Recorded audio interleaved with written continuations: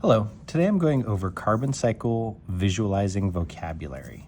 And this first couple of paragraphs talks about the carbon cycle and how it's tracking carbon as carbon moves throughout the different spheres of the Earth ecosystems.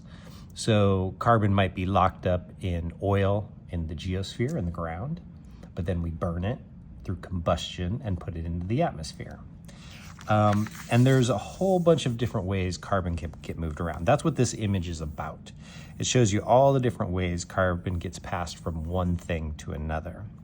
Now there's a couple of different colors on here that represent some different things. In yellow, we just have normal Earth processes, photosynthesis, respiration, weathering.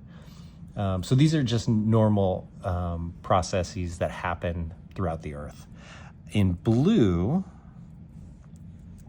here, we have ways that the Earth changes. So it goes through change, and in that process of change, carbon is going to be moved from one place to another. For instance, fire releases carbon back up into the atmosphere. Erosion can move carbon into sediments, which gets buried into the geosphere.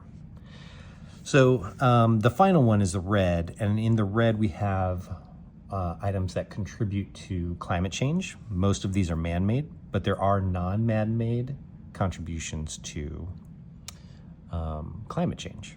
So that's how you read this image. And again, there's lots of images like this online that you can take a look at. Now, to answer the questions, comprehension questions on the front page are literally just reading this diagram and seeing if you can understand the information there. The discussion questions go a little deeper.